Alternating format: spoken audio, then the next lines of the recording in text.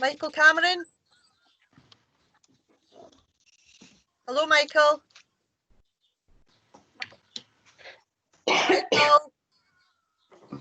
He was there, wasn't he? Yeah, I think he was. Yeah. Mm-hmm. Yes, I Oh, yeah, you're there. We're just not seeing you, Michael. You okay if we just make a start? Yeah, okay. I think Elaine was there a minute ago, and I'm asking if we can have your permission. We've sent out the email, and it would appear that everyone's email appeared, and we're just taking some advice for that. So apologies if anyone was offended by that. We have a training course on Teams coming up, so again, if we can just kind of make a big start. So thank you very much, everyone, for coming along today. This is the second of our free TPAS webinars that would normally be only open to our members, but given these particular circumstances, we wanted to welcome everybody. We've got people from all over Scotland, from Shetland, from Orkney, from Skye, from the Western Isles, so it's great to see everybody here. And I think we had one or two people coming over from Northern Ireland as well, so it's always good to see folk from other parts of the world. I think you're probably aware in these kind of circumstances, we do ask you to mute your microphones. I think Elaine will probably try to do that for you as well. We're keeping questions to the end. So I think if you've used Teams before, you know to put up the wee hand icon. We'll try and get through as many of you as possible. One of the downfalls, I suppose, of Teams is that you can't always see the hand. So if you see me looking at my phone, it's because Elaine's sending me messages. We did buy the upgraded version of Teams, but we didn't really like it because you feel as though you're talking to yourself. And for me, I prefer to see people in the room. But you didn't join today to listen to me gibbering on. You can do that anytime. So you did today come along to hear Michael, and we're absolutely delighted that Michael's agreed to come along. And Michael's going to speak to you about what regulation is going to look like after lockdown. So I'm going to shut up now and ask Michael to give a few words. Michael. Okay, thank you very much, Leslie, and thanks for this opportunity to touch base and to actually see some faces, which is always a good thing, and also to see how everybody's hair is faring in the whole lockdown position. I've done a few of these webinar type situations up until now. And something which I have realised is that my hat hair is better than my lockdown hair. So ahead of every Zoom call or every Teams call or webinar, I make sure that I've worn a hat for at least an hour, and it looks a wee bit better on the back of that. Although I think even now that's starting to push the boundaries a little. So it's good to see everyone.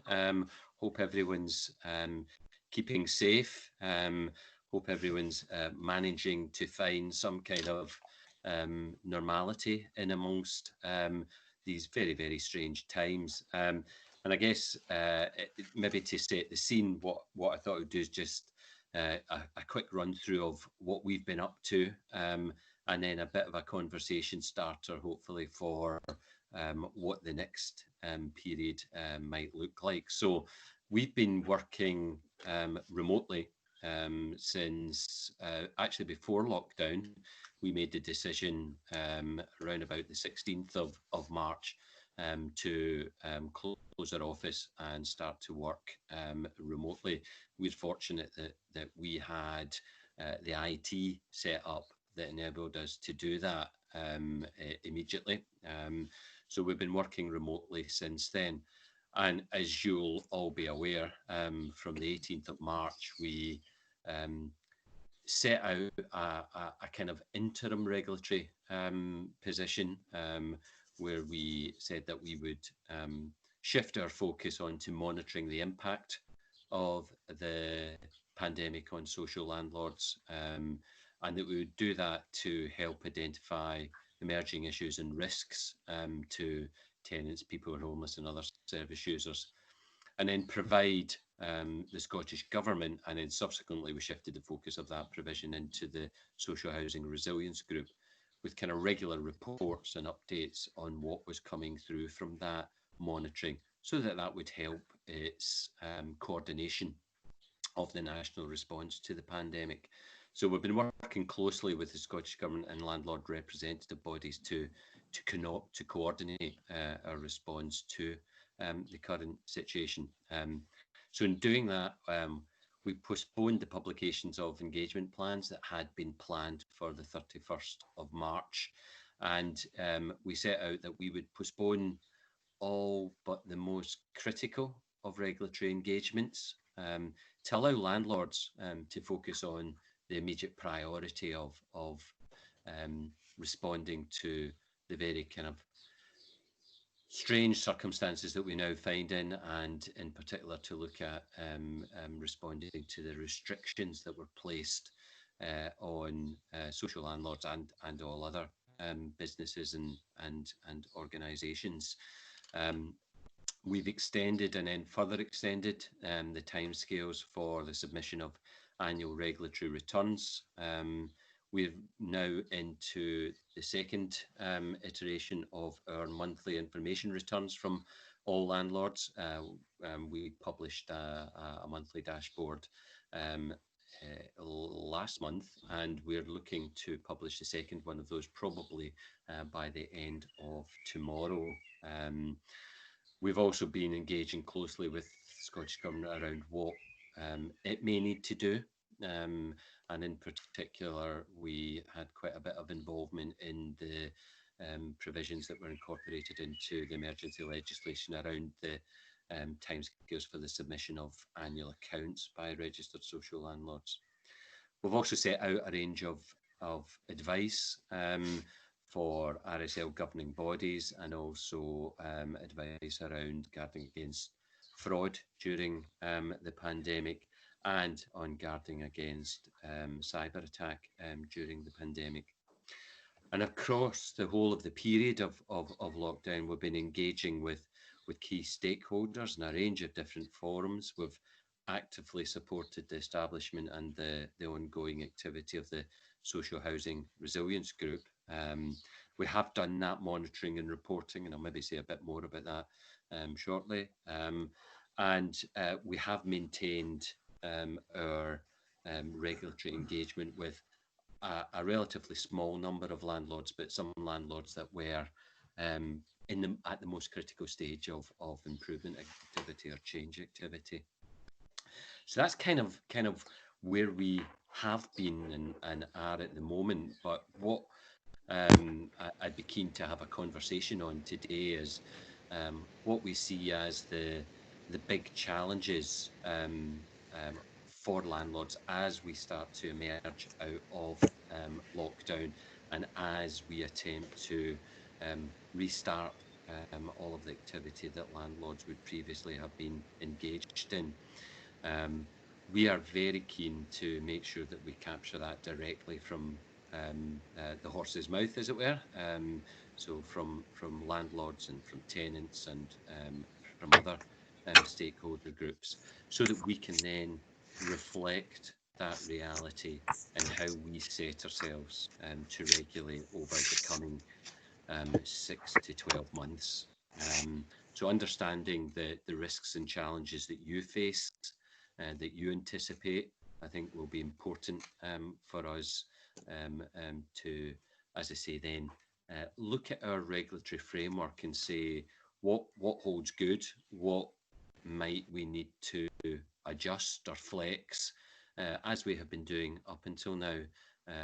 And you know, there are some very obvious kind of candidates for those conversations in there around what to do with the annual assurance statement, what about the upcoming risk assessment, engagement plans, regulatory status, all of which were originally on the cards for the coming 6 months, and we now need to think, where do we sit with all of that, given the context we are all having to operate in.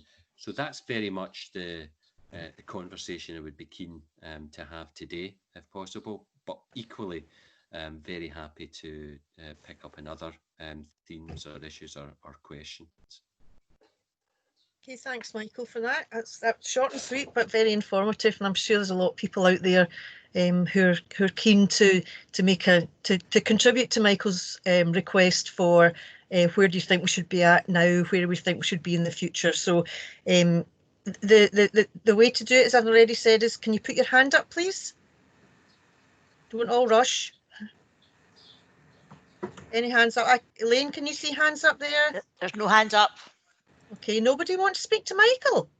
Oh, Glenn is now, Glenn Adcock. Okay, Glenn, do you want to come in, please? Hello, Glenn. Glenn, unmute and come in. I've unmuted. Have you? Hello, Glenn. So you have. Patience is a virtue, Leslie. I don't have it. Hello, Michael. Hi, Glenn. One of the things before lockdown, Michael, that I thought was very useful that I managed to get my hands on was the publication by the regulator south of the border, which identified what the regulator considered to be key risks facing the sector in England and Wales. And certainly it was something that I thought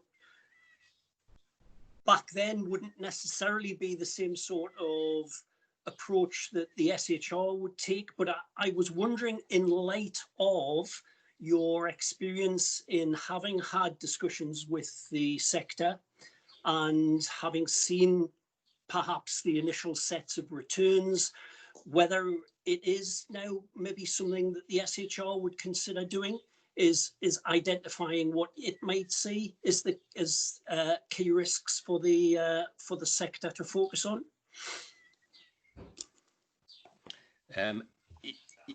Ahead of every annual risk assessment, so probably round about late October, November time, we publish what we see as the key risks that upcoming risk assessment will focus on. So it's in the similar vein to the publication that you're referring to, that the English regulator puts out, although theirs is perhaps a wee bit more discursive in nature.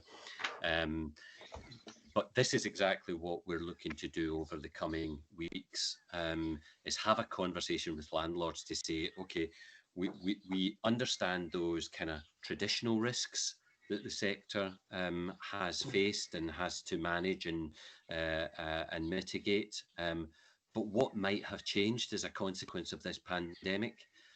What might be more prominent as a consequence of the pandemic, and what might we therefore need to shift our focus onto? And one of the outcomes of that conversation would be exactly what you're referring to, as looking to put out there, here's what we're seeing as the key risks, the most significant risks over the coming 6 to 12 months, whatever that kind of timescale is that makes sense. I think we'll also need to be pretty agile around that, because I suspect that we will see different risks emerging at different points as things start to move back to business as usual, whatever that may actually look like.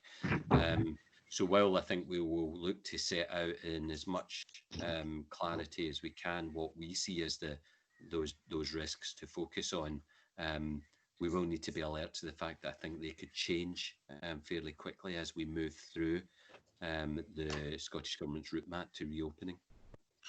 Okay, thank you. So thanks, Glenn, for that, and thanks for your response, Michael. Any more out there? I'll try and be patient, Glenn. No other hands coming up? No. Can I just ask Michael, we are seeing from a TPAS point of view, we are seeing people changing or potentially changing their the way they're working.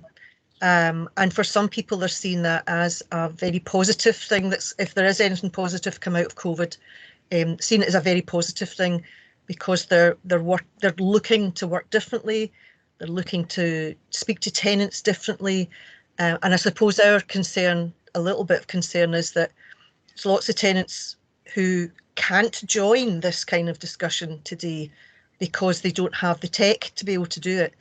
and we would hope that we do embrace this new way of working, but let's not forget the traditional people who by whatever want to continue to have face-to-face relationships with their landlord and with TP and with all that kind of stuff.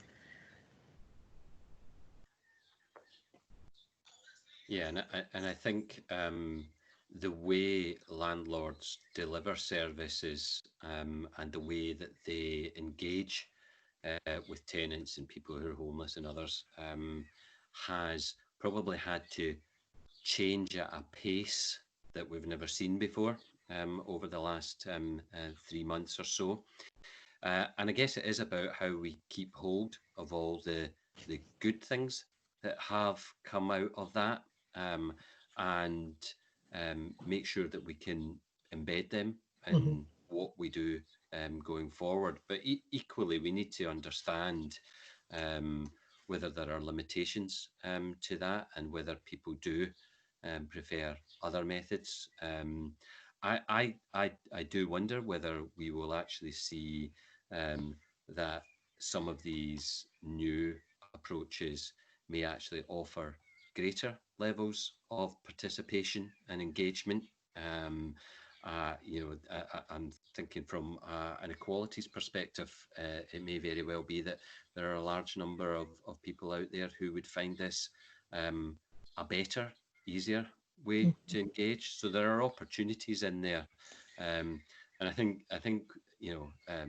the sector was on a journey around digital offerings to service users, and I suspect this will have signalled a real acceleration in that journey. Okay, thanks, Michael. I appreciate that. Thanks. Come on, folks, this is the quietest audience we've ever had. Or am I just being impatient again? Tracy. Hi, Michael and everybody.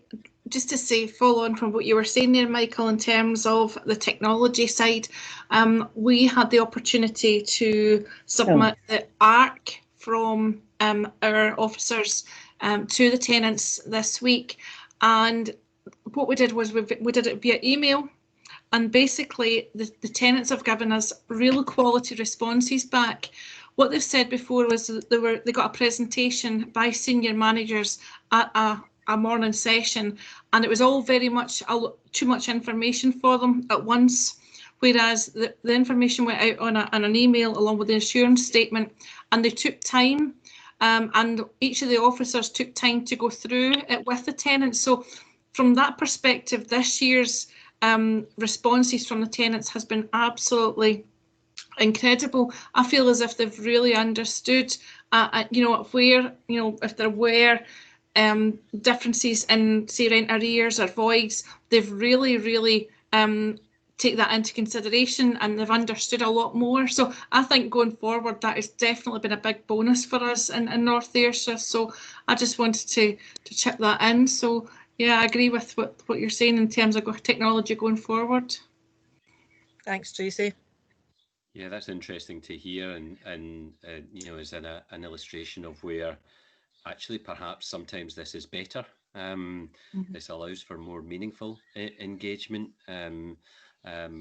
Notwithstanding that there will be some people who find this more challenging and difficult to engage in these ways, but sometimes I think we possibly overstate the lack of capacity out there amongst tenants, and it's perhaps more advanced than we necessarily think it is, and perhaps has got even more so over the last few weeks, because people have really had to kind of adapt to new ways of doing things. So yeah, that's really interesting to hear that that's actually, if anything, prompted an improvement in engagement. Okay, thank you. Can we have some more comments, questions, points? What about Michael's point about where do you think we should be looking, what the priorities should be for after lockdown for the regulator or for yourselves?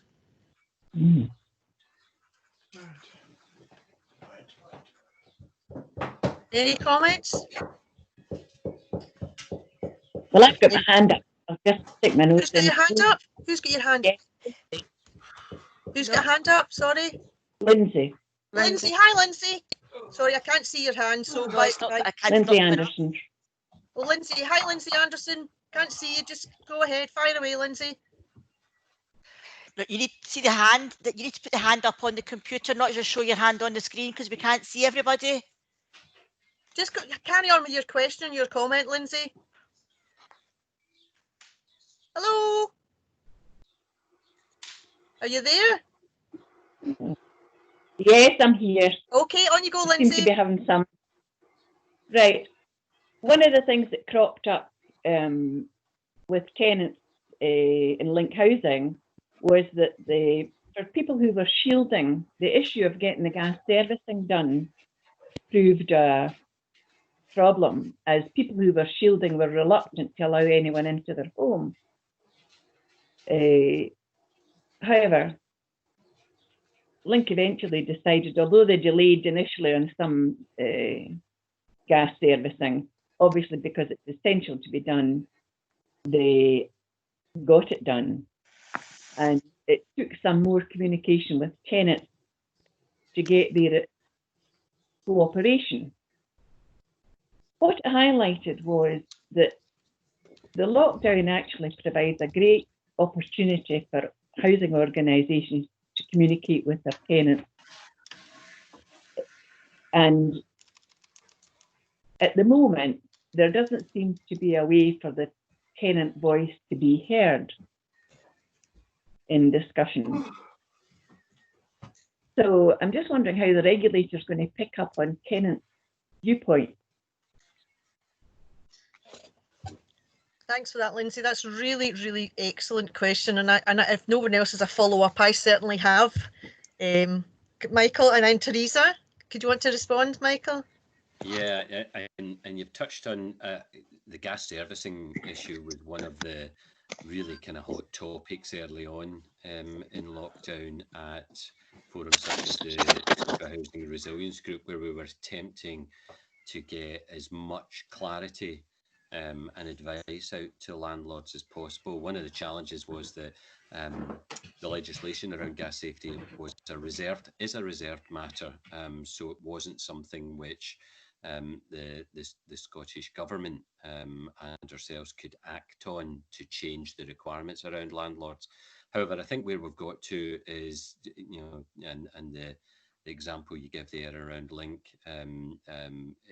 I think has been spoken about elsewhere, where it's a best endeavours approach and trying to ensure that landlords can provide tenants with as much reassurance as possible around the measures that they will take to enable that access to happen with minimal risk to the tenant. But in following up on the point you raised around tenant voice, it's there is this potential for where we have had to get to be a real opportunity to get that tenant voice front and centre using different approaches. We ourselves, the regulator, are looking at how we can connect in with our tenant liaison group, for example, through these kind of virtual digital means, so that we can keep the conversations we have on a regular basis with that group going. We're looking at what we can do through the tenant panel to ensure that we continue to get as clear an understanding as possible from tenants around what their priorities are, and obviously conscious that tenant priorities may have shifted as a consequence of the lockdown and the response to the pandemic.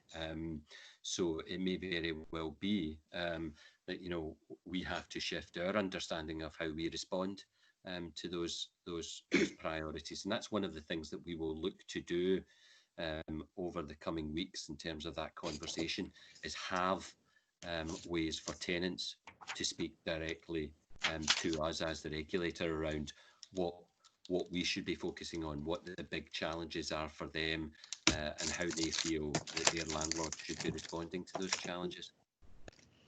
Okay, thanks, Michael. Thanks for that question, Lindsay. We've got Teresa Toner and then Audrey Simpson. Teresa, do you want to ask your question? If I can remind you, if you wiggle your mouse, you'll see the space bar, a bar, and then you can put your hand up that way. So, Teresa, do you want to ask your question and make your point, please? Hi, Michael.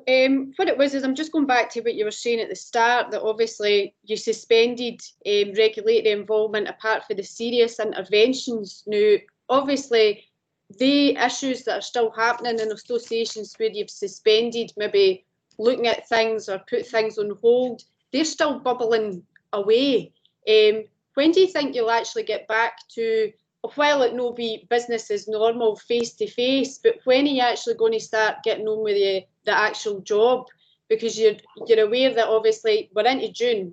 This has been since March, and then ARC's July. If these things have been left for a long period of time, it's just making, you know, if some associations are having issues or whatever, it's just rumbling on and on and on. So do you have any kind of time frame for that? Thanks, Audrey. Yeah, what we're looking to do is over the coming weeks, as I say, have those discussions with stakeholders around the kind of big risks to focus our risk assessment on, and then we would move that into the full risk assessment process that we do every year, that enables us to produce our engagement plans for each landlord. Now, for some landlords, as you're pointing out, we will know that there are some risks, some challenges, some improvements required. So we won't be losing those. We will keep a hold of those and bring those forward into that risk assessment.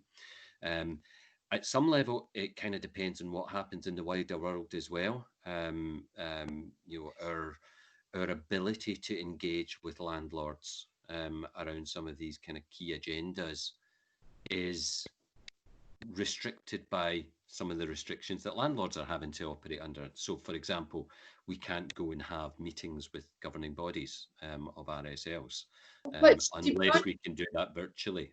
Yeah, and I understand that, Michael, but then on the same coin, you'll be regulating and evaluating what landlords are doing to engage with tenants, and I'm quite sure that the regulator's not going to go, oh, well, it's all right, you maybe aren't able, you've no got the computer, you're going to hold the landlords to some sort of standard, then surely then you have to hold yourself to the same standards. Oh, absolutely. And we need to be very mindful of the playing field that we're all operating on here. I mean, we've said quite clearly in terms of landlord performance, we recognise that there will be an impact from the virus, and we know that when we come to engage with landlords around performance, we will have to understand the context of the performance that presents. So we will need to take account of the fact that you know there is almost certainly going to be a performance dip across the sector as a consequence of this, and it would not be appropriate for us as a regulator to apply, if you like, the normal response in those circumstances. We will need to accommodate the reality that there has been this extraordinary set of circumstances that we will all have to deal with. But we will have to ensure that we can restart our normal regulation for the majority of landlords in a safe and appropriate way. Just as landlords are looking at how they restart the delivery of the full range of services to their tenants and other service users in a safe and appropriate way. So we'll be paralleling that, if you like. I don't have timescales, just as at the moment landlords don't have timescales for when those kind of range of services get. We're all looking at the Scottish Government and its route map and when the key dates will come. You know, there's been some further lifting of restrictions announced today by Scottish Government that will have at least a bit of an impact on us all. So we need to digest those and see what that means for what the next steps are. Great stuff. Thanks, Teresa, and thanks, Michael. Audrey Simpson, you've got your hand up, Audrey? Yes, thanks, Leslie. Hi, Michael. Hi, everybody. Audrey from Arden Glen Housing Association in sunny Castlemilk. My question is around addressing inequality and financial exclusion. So wider role, as we know, traditionally is not seen as a core service by the housing regulator, but addressing inequality and financial exclusion within our communities will be more important than ever as a result of this pandemic, and it does link to tenancy sustainment. So I'm just interested to hear if the regulator at this stage have any shift in mindset on that particular topic. There's no shift in mindset in terms of what our remit is, what our focus is. But I think you're absolutely right when you say that there may be things that were previously not necessarily seen as the critical priority that will become so, given the impact of the last 3 months. I'm give you a bit of a teaser for the next dashboard here, but we will see when we publish that, hopefully tomorrow, a pretty significant increase in arrears across the sector. Now, that I suspect will not come as a surprise to any of you, but that may very well mean that in this recovery phase, some services, some areas of activity may become even more important and more of a priority. And that's what we need to understand over the coming weeks in these engagements with landlords around whether there are different things that we should be focusing on.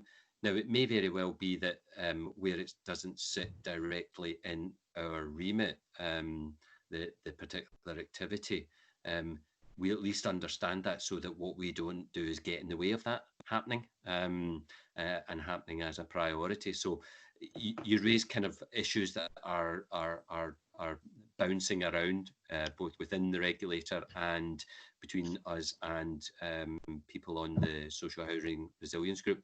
Another thing which I think is probably one for the medium to longer term is whether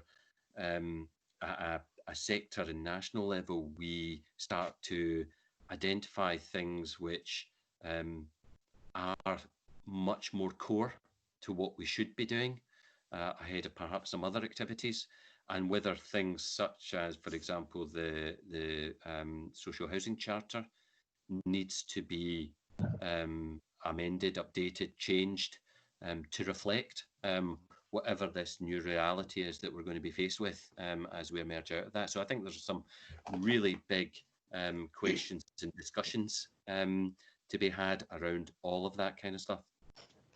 Excellent, thank you. Leslie. Thanks, Audrey.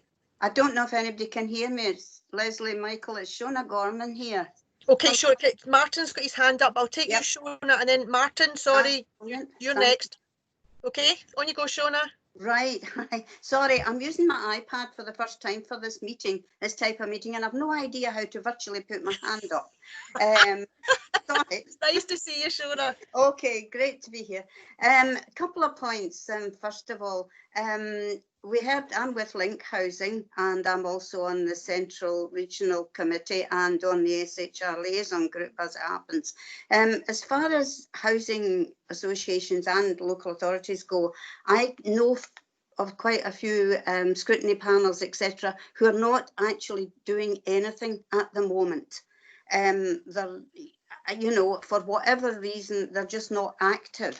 Some people haven't kind of seen each other or met since February. Now, I think that's very sad, and I would like to feel that landlords could try and help get their panels up and running, if it, you know, in a virtual way, and whatever way that's possible, because I think that is a means by which the tenant's voice can be heard, or concerns that might be, you know, applicable to a lot of tenants can actually be heard. Because we've done a lot of work over a number of years, and it feels very sad to me that at the moment, for a lot of people, they don't feel they've any way of participating with their landlord in this crisis. Also, I wonder, maybe not just now, but in the near future, I'm wondering if some sort of virtual regional network ought to actually start to be up and coming as well. That at the moment just seems to be, it's not happening, nothing's happening. But again, as we move forward, I think that could be another means of getting the tenants' voice heard. Thank you. Thanks, Shona. Michael, just before you come in, can I use the chairperson's prerogative and come in? Sure. We're holding a virtual event. We haven't got a date for it yet. And if people want to opt out from getting an email from us about this, then let us know. It's for TP workers and for active tenants, and obviously it's going to be online. The agenda is open, but we're having a joint TP worker and tenant, as many people as possible in the room in about 2 or 3 weeks' time. So you're very welcome to come to that. Would really appreciate it if you, Shona and Lindsay, and the other tenants in the room would get signed up for that. So and it's not a one-off. It's going to be a continual. We're going to keep it going every couple of weeks so that tenants who are involved can discuss with other tenants what they're doing, what they're not doing, what they'd like to do. So I appreciate that comment. I really thanks very much for that, Shona. And now I'll let you talk, Michael, eventually. Thanks. I mean, I think you've raised a really important issue for the next stage, Shona, and I think recognising that there was an unprecedented event back in March, and landlords have had to respond to huge levels of change in a very, very short period of time, and I think we kind of all entered an emergency kind of mode of operating for a period of time, and that meant that some things didn't happen and couldn't happen. I think that's almost inevitable in the situation. But I think, as you say, as we come into the next phase, and as we start to see things easing and services being reintroduced, I think it is critical that landlords look at how they can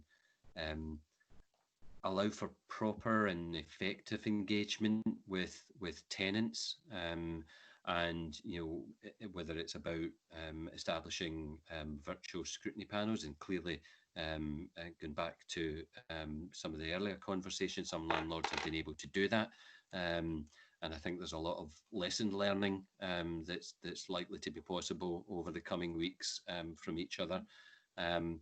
And I know that around the regional networks, the Scottish Government team responsible for facilitating those activities is looking at how it can get that onto a virtual footing for the foreseeable future, because I think the reality is that we're unlikely to see the capacity for the type of traditional meetings that we had for quite some time. There is no timescale, but it wouldn't surprise me at all if it's difficult to have any kind of meetings with more than a handful of people this side of Christmas. So we will have to think about how we get things onto a different footing, and I know that a lot of landlords are very actively doing just that. Okay, thanks for that.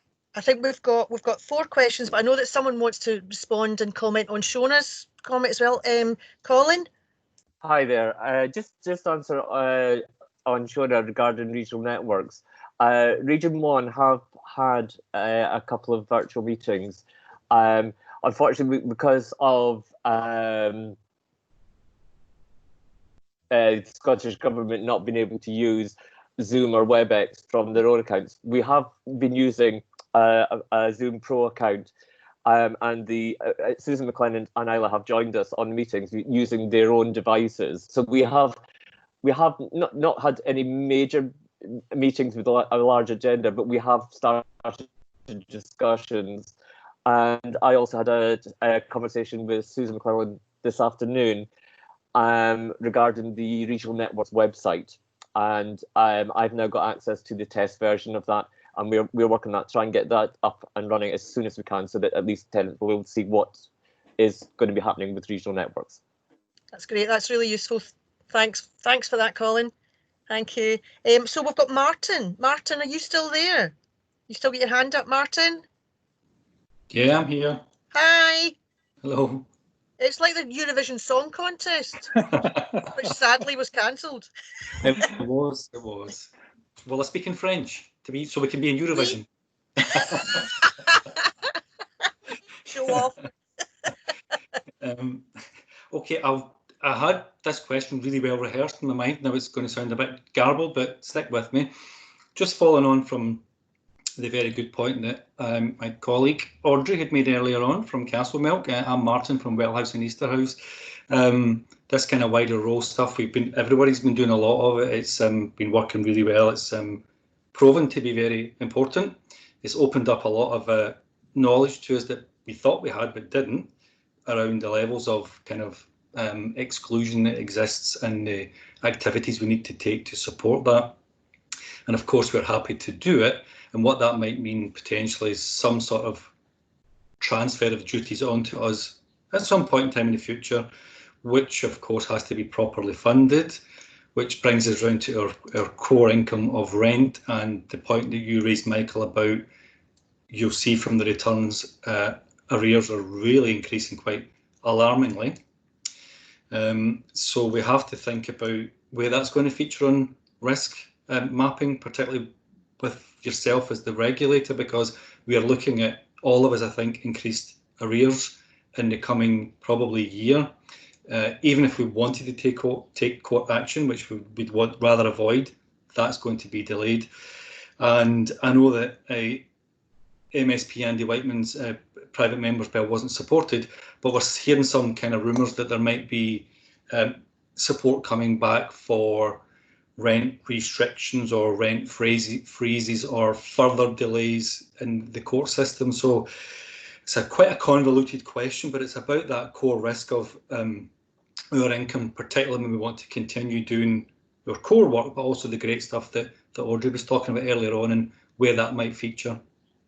Thanks, Martin. Yeah, I think, rent arrears it's easy to look at it in kind of isolation and say, well, there's an issue. How do you deal with that? How do we take account of that in our risk? But it does play into all these wider agendas that you've spoken about. There are lots of conversations going on, that some of which I'm hearing, some of which I'm part of, around how do we respond to the reality that we're seeing and likely to continue to see a significant increase in levels of arrears as a consequence of what we're living through at the moment.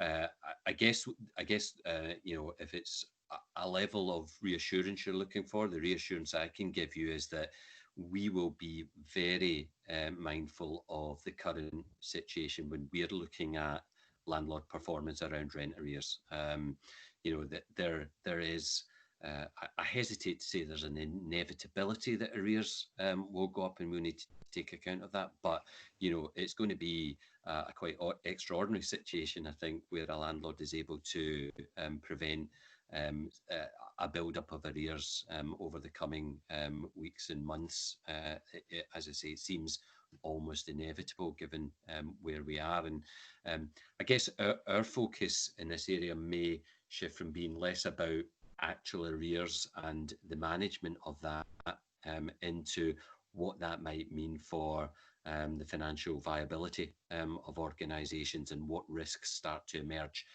from there. And I think you've touched on a number of significantly wider issues around that. So what might some of the Scottish Government financial support be for the sector in the coming period, whether that's a straight recognition that rent arrears built up over this period of time is not necessarily a housing management issue, it's a much wider societal issue, into whether there may be particular funding streams coming through for the type of activities that you've touched on, which are not necessarily what you would automatically describe as core landlord activities, but are absolutely essential in terms of community protection, supporting communities through this hopefully once in a lifetime episode that we have. So I think there's a lot in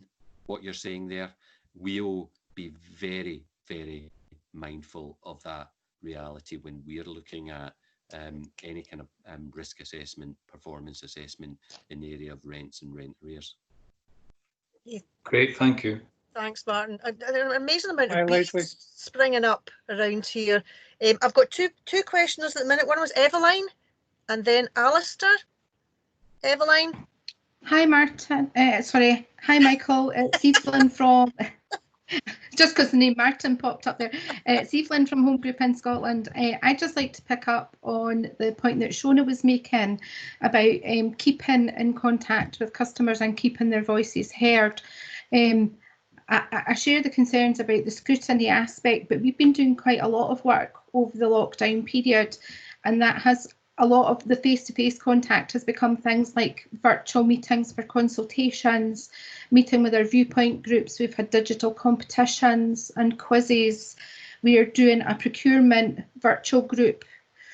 So there's quite a lot of things sort of going on that way, but I think normally the main form of our scrutiny is face-to-face consultation with customers, and I think we had reservations at the moment about even taking that to telephone consultation, because service has obviously been restricted to emergencies only, really, and we're concerned about how we mitigate reductions in customer satisfaction, bearing in mind that we're not able to deliver a full range of services.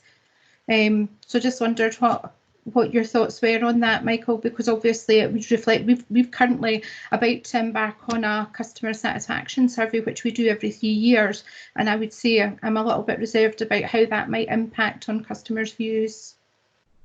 Thanks, Eveline. Thank you.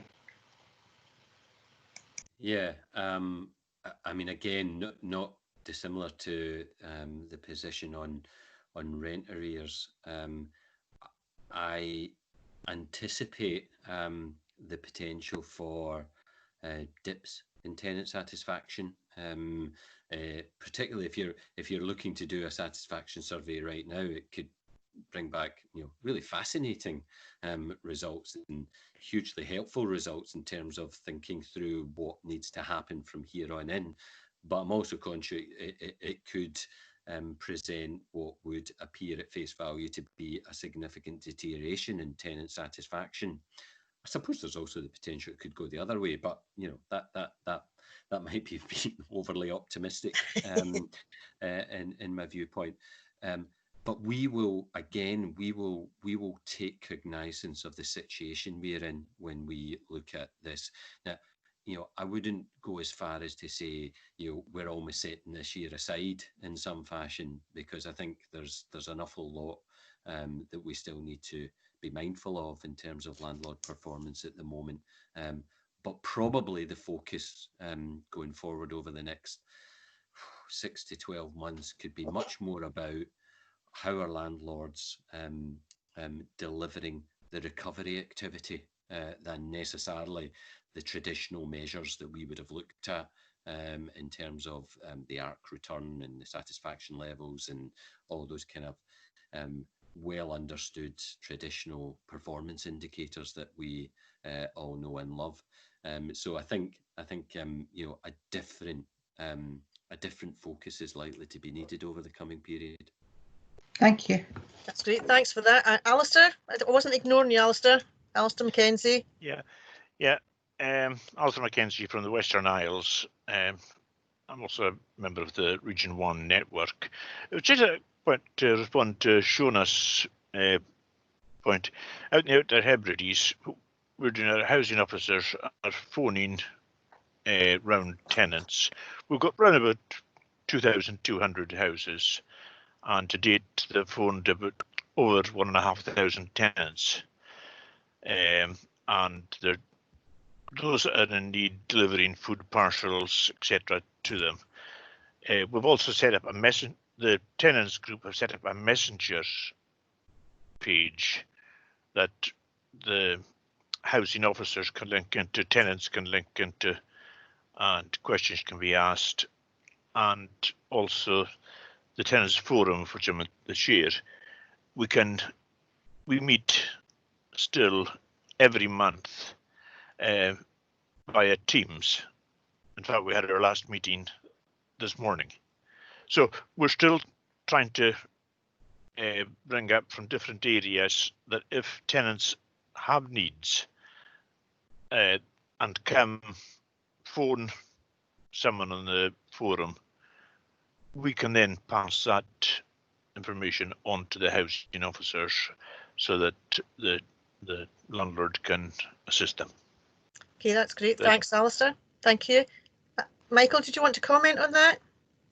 I think just to say that's another illustration of the reality that there's a huge amount going on out there. Landlords are taking different approaches. Some of them are innovative. Some of them may be building on what was there. I think there's a real job to try and capture as many of the lessons out of this, what has worked well, and share that across the sector. So that's maybe something that I'll take back to the Social Housing Resilience Group to say that, you know, it's been very much focused around getting the right kind of advice and information out to landlords, but maybe there's a wee job to be done around capturing what worked well and what might be the things we absolutely want to hold on to as we come out of the current situation. Thanks for that. We've actually got quite a bit of evidence gathered that I can share with you, Michael. There's some fantastic work. There's some fantastic work in this room going on just now. So we'll definitely share. I think Norman has got his hand up. Norman. Hi there, Michael. Yeah, it's really just leading on from some of the comments that's been made before with a particular focus on the local authority aspect. You know, we're all under pressure in terms of potential rent increases, but local authorities, you know, probably everyone will be aware that you're seeing things on in the press just about the overall pressure that's been placed on the general fund, and this is another problem that we're experiencing in trying to maintain our service delivery, because we've got other parts of the local authority that are finding it difficult to maintain their current service. The onus on maintaining critical activities, so some of the less important aspects are being left or put aside. So it's encouraging to hear you say that you take cognizance of the constraints that RSLs are under, but local authorities and to an extent RSLs are going to be affected as well with the pressures on the general fund. So just be interested to hear comments on that, Michael. Thanks, Norman. Michael? Yeah, that's helpful to hear, and I've had some conversations with people like Tony Kane and John Mills at Alacho around just some of these kind of issues that you know, both housing services within local authorities, but also RSLs and local communities may be currently shouldering a bit more of the burden, and it's what that might mean for the continuation of those services and functions and activities for the next 6 months and beyond, indeed, and whether at government level and perhaps through COSLA, there needs to be a further conversation to be had about, you know, well, if the delivery is effective being done in that way, how do we support and sustain that? And you know, often with these things, it can boil down to money, but it doesn't have to always boil down to money. There might be other policy responses that are appropriate there. So I think those, I hesitate to say we might be facing a redrawing of the map around who does what, but I think there's likely to be a bit of that coming out of this. And now I don't know, I don't have a crystal ball to know exactly how that might play out, but to understand from landlords what they've been doing, what they've been picking up on, to ensure that their communities are supported through this. I think, again, it's one of those, we need to capture that so that we can understand what that means for how we set ourselves from here on in. Okay, thanks for that. I think we're just 2 minutes to go, so I want to ask Michael if he's got any closing remarks before I use my chairperson's authority again. I have immense powerful feelings in here, it's great. So Michael, I can only say thank you again for coming along, and if you've got any closing remarks, that would be great. Thanks. Yeah, just thank you very much for this chance to engage. It's been really interesting, really helpful. You've probably seen me lean to one side to scribble things down, just picking up on some of the issues. I want to make sure that we feed them into our internal discussions, but also where relevant, to feed some of those kind of messages back into Scottish Government and to the Social Housing Resilience Group. So thanks very much for that. It's been really quite informative. And I guess the last thing I would just say is stay safe. Thank you, Michael, and thanks to everybody in the room. If I can just again apologise for the bit of the mix-up at the start. Again, take it on the chin, and we'll learn from that as well. We do have a training course coming up.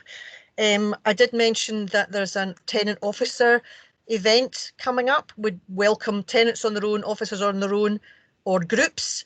And I was interested about Michael's words about the Charter, and I wondered whether that wouldn't be appropriate to have on the agenda as a discussion for that first meeting.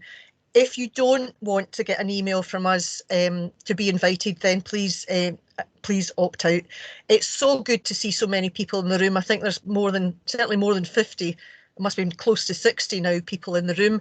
And as an experience, I say I find it easier seeing people rather than just talking to a presentation. So that's why we've used this format. Amazing number of beards in the room, gents. Very impressed by that. All the ladies look amazing. Your hair looks fabulous. Can you tell me what your secret is? Because I don't have it. And we've got another couple lined up. On the 16th of July, this one is freedom of information for tenants. Paul Much from the Information Commission Officer is going to be doing a presentation on that. You'll get information on that. And then in August, we have Tracy Wilson from North Ayrshire Council, Gary McLeod from the Hebridean Housing Partnership, and Margaret Fraser from NG Homes talking about supporting tenants and communities. And that's leading on from what Michael was saying about welfare calls, speaking to people. I think we have to be mindful that sometimes landlords speak to tenants about what they want to speak to them about, and we need to forget there's a flip side to that as well. It might not necessarily be what tenants want to talk to their landlords about. We've also got one set up with Citizens Advice Bureau, because they are operating during this lockdown, and they're going to come along and talk to us about what they can do. So a big round of applause to you all for coming, and to Michael for being here as well. So thank you very much, Michael. Hopefully you'll come back, everybody, and stay safe, and thanks again. Bye. Thank you. Bye-bye. Bye-bye. Thank you. Thanks a lot. Bye. Bye. Bye-bye. I should have got a plastic arm. Bye.